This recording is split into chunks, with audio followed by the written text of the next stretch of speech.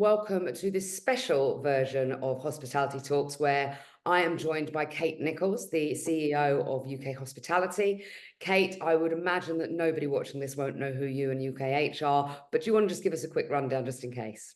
Yeah, sure. So I'm Kate Nicholls. I'm Chief Executive at UK Hospitality, which is the national trade body for hospitality businesses and operators.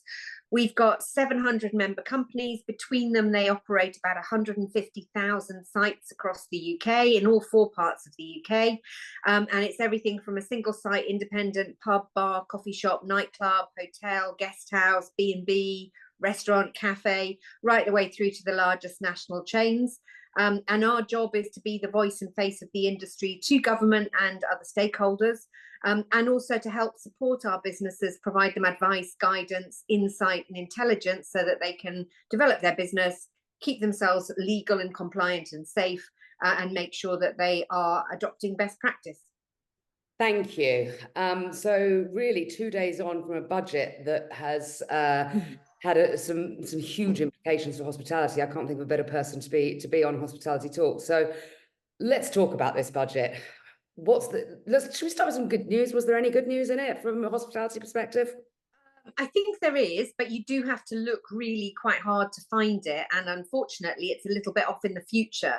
I think when I was talking to the team, when we were looking at it on the day, I can see some sunlit uplands, but it's a bit foggy. And the path to get there is a little bit uncertain. So feels a bit like Pilgrim's Progress, but we've been here before. We'll help people get through it. I suppose the biggest area that is the positive is commitment to root and branch reform of business rates, and in particular, a permanent lower multiplier for all hospitality premises. Mm-hmm. That's going to come in from April 2026. So there is pain to get through before then. But after that, once we get the details right, what it looks as though it will be is that while you've got your standard multiplier of sort of 53p in the pound, 49 if you're in a small business premises, we'll see two hospitality versions of that. And it'll be much lower and offset by a higher tax rate on the larger premises, basically the Amazon warehouses and the fulfillment centres. So we can look at that going forward. And crucially, unlike a relief, it's permanent. So it's there for a long period of time. People can plan on the basis of that. It's not a discount that needs to be annually reviewed.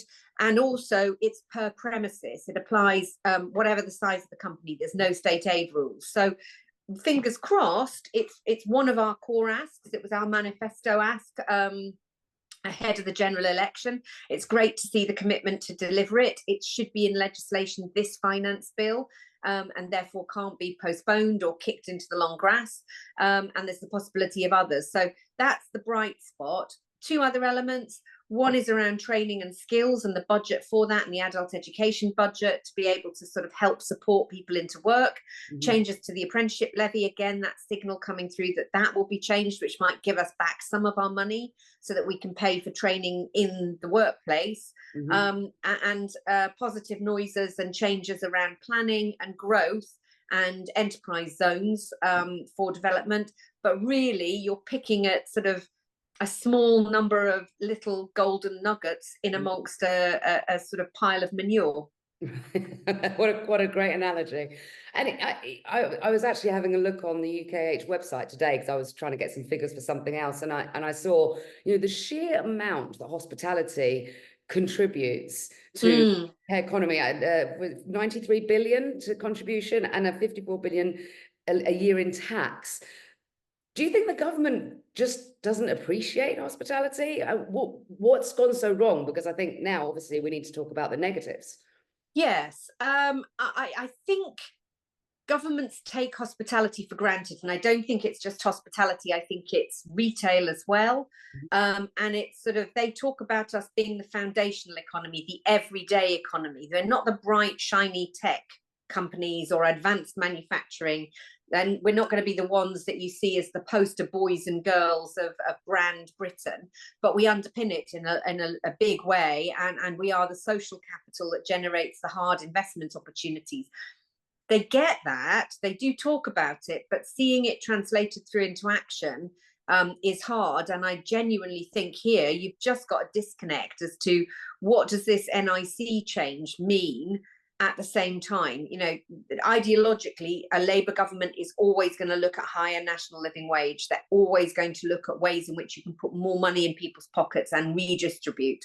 The NIC is a really huge misstep, and will really hit hospitality, retail, social care, all of those foundational parts of the economy on which they are relying to get growth going, but also employment. And this just makes it harder and more expensive. So I don't think it's necessarily a lack of understanding of hospitality or a lack of appreciation of hospitality. There's a fundamental misunderstanding of the way the economy works and the service side of the economy in particular. And it also feels to me that they undervalue the community element of what hospitality provides. Yes. And actually, I don't know if you saw, but Anthony Pender from Yummy Yes. Collection, he wrote an open letter to Keir Starmer today in the Propel newsletter, which I thought was fantastically written. And he kind of points that out as well, is that Yes. Pubs especially are just the heart of the community, and I don't think the government really understands how important they are. No, and I think, you know, instinctively, the Labour Party don't have that same instinctive appreciation of pubs, but actually it's a broader thing. It's not just pubs that are the heart of their community. It is a lot of neighbourhood restaurants. It's a lot of independent restaurants. It's not the chains necessarily that are seen in that way, but even they are actively involved in community fundraising, community facilities. You know, you look at what happens with Starbucks and McDonald's and, you know, the bigger chains across the high street. There is that underappreciation. There's also a sort of economic, very theoretical economic approach that gets adopted towards hospitality and the economy as a whole. We value and look at an economic level productivity. If you are a labor intensive business, you are not going to be as productive. The levers around productivity are just not there. So you get that devaluing that, you know, it's not about being low pay, low skill, entry level jobs. It's about less productive jobs, but you need to add social value into the mix. You know, Anthony's letter is great. It echoes a lot of the points we've been making and putting forward into government, and a lot of the public letters that we've done for CEOs ahead of the budget and will be doing on the back of it. You know, you've got debates happening in Parliament where this will be poured over. We need people writing to their MPs talking about the importance of the sector, but also the damage that is being done by the change in the NIC threshold and rate. So it echoes a lot of that. We've got a social productivity index that we're just preparing now that will go into government to be able to set that other side, that there are different ways of valuing productivity. You need to take account of the social value of large numbers of employment, social mobility, community cohesion, and investment in community. Yeah, absolutely. And I think that looking at as we do the national insurance contribution raise and everything else, I think the figure, the sort of back of a napkin figure, is about £2,500 cost per person to a business. Yeah, it's not back of a napkin. It's our economists at UK Hospitality that right. So that is the figure. So we've taken classic hospitality shift patterns. We've looked at the student who would be working sort of 15, 20 hours a week because it hits in at that lower level. We've looked at the working mum. We've looked at somebody who's doing 4 shifts. The average calculation there for the impact on NICs as a result of the threshold change. And for our sector, that's what we need to emphasize. I don't think politicians have got their head around the tipping point with the threshold and the relative tax rate that it imposes, because it's a large number of part-time employees at lower wage levels. They've gone from a 0 tax rate to 15. Lots of other sectors, it's just gone from 13.8 to 15. It's a bigger tax hit, and it really will be a disincentive. And the Labour government in particular, really keen on social mobility, getting people who are far from the labour market into work and getting them accelerated through into management and higher value, higher earning positions. Hospitality does that in spades, and this just makes it much harder. So that's where you're going to see the job losses, and that's where you're going to see the suppression of earnings, because people are going to have to try and manage that. The impact of the threshold change is 4 times as much in hospitality as the impact of the rate change. Wow. That is sobering facts, isn't it? And what one point that we've been looking at CAM is whether consumer confidence may increase following the budget? And if so, does that mean that people have more money in their pockets? Are they more likely to go out more, spend more money in hospitality? What are your thoughts on that? Well, I think that's the $64,000 question, because, you know, this was billed as a bad budget. It was billed as really difficult decisions, and it was going to be tough. And was it going to be an austerity budget? Was it going to be raising taxes on everybody and everything? It didn't do that. And for a large proportion of the consumer population, they won't be materially worse off at all. In some cases, they'll be better off. You know, the fuel duty frees, there were big increases in tobacco duties. There was a smaller increase in alcohol duties. So there is that hit there. But, you know, in terms of their NICs, their tax rate, the freezing of tax bands, and that sort of horrible phrase, fiscal drag, bringing more people into tax, they're not going to feel it in their personal pockets. But the mood music around the budget didn't shift. And it's quite negative. And a lot of the media talk is about higher inflation figures next year. So it goes back up to 2.8%, having been at 1.7%. There's talk about the Bank of England keeping interest rates higher for longer as a result of that. And let's not forget that inflationary impact is because we're going to have to pass on some of those cost increases in price. £3.5 billion of extra tax and extra cost to hospitality and retail. That's going to feed through in price. So the government knows it's going to be inflationary. You've got a suppression effect, and people are being told that this will impact on jobs. So there will be people feeling vulnerable. I don't think it's a great budget for lifting the mood, giving a more optimistic feel, even if people have got more discretionary money in their pockets as a result of national living wage, changes on income tax, fuel duty freezing. I'm not sure they'll feel that austerity in the country has lifted, and I don't think you've got that sense yet of things will be getting better. So I think it's still a worrying time for hospitality businesses. I don't think you can see a huge amount to generate that growth in the top line and in volume that will allow you to cover those costs easily. We're going to run some research actually next week looking at what the consumer sentiment is. So I'll update you when we do that.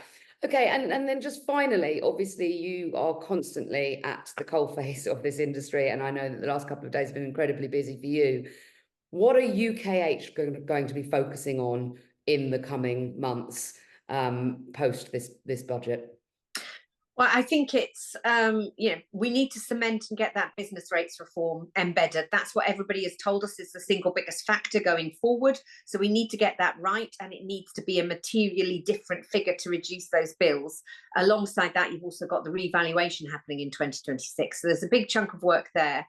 I think then it's about going back to government now to talk about 3.5 billion of extra costs. What are they doing in 2025 to offset those? Because it's not sustainable.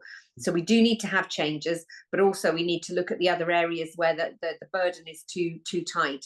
And to see if we can have some of those investment propositions offset against employee taxes, payroll taxes, rather than corporation tax.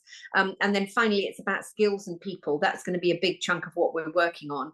We want the DWP pilots to restart, to get the funding through, to recruit more people into the businesses.